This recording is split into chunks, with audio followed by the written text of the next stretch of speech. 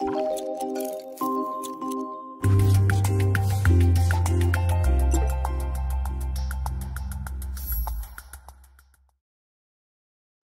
fièvre méditerranéenne familiale.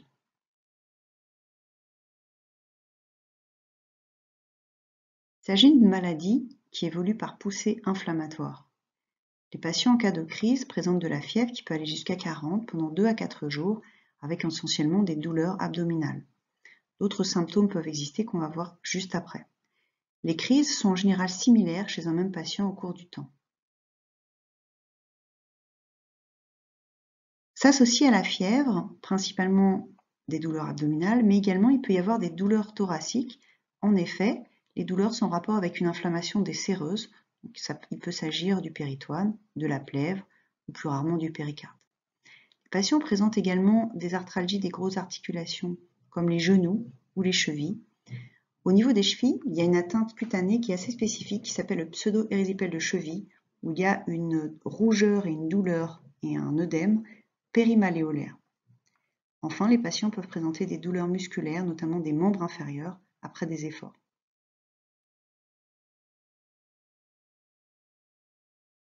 La population touchée est issue du pourtour méditerranéen. La prévalence de la maladie est estimée à 100 000 personnes au monde et 5 à 10 000 personnes en France. Elle peut toucher des patients à tous les âges de la vie. L'âge moyen de début des signes est dans l'enfance, de 3 à 8 ans. Mais puisqu'il s'agit d'une maladie génétique qui persiste tout au long de la vie, on a des patients qui ont jusqu'à plus de 80 ans.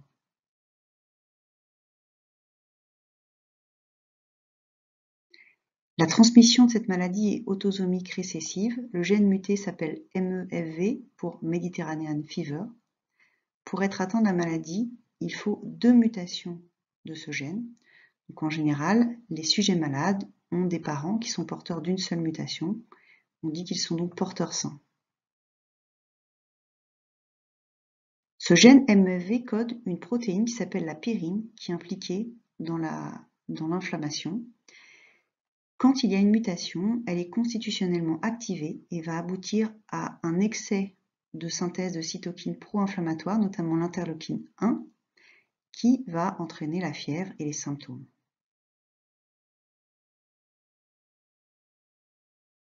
Le traitement repose sur la colchicine, qui doit être prise tous les jours, toute la vie.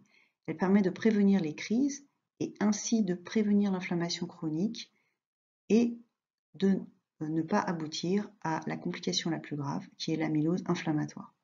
Des moyens non médicamenteux sont souvent utiles, comme la relaxation et l'activité physique, puisque le stress est un des facteurs qui contribue le plus à l'apparition des crises.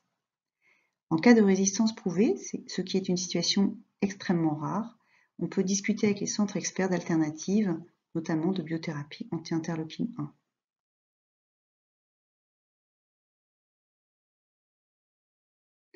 Il y a 3 circonstances principales de venue à l'hôpital, soit en consultation pour un suivi annuel, une grossesse, une complication, soit en hôpital de jour pour un bilan annuel, une transfusion ou une perfusion, ou encore une complication,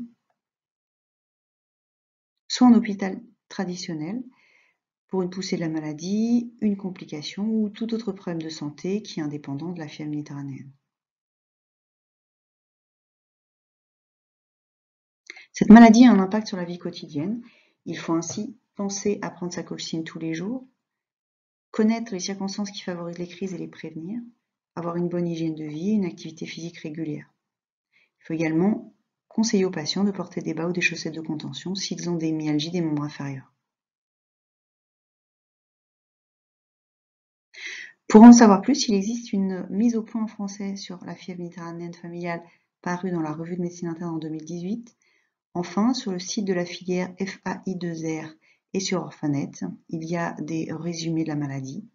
Il existe également un protocole national de diagnostic et de soins qui est paru en 2013, donc un tout petit peu ancien, disponible sur le site de l'HAS.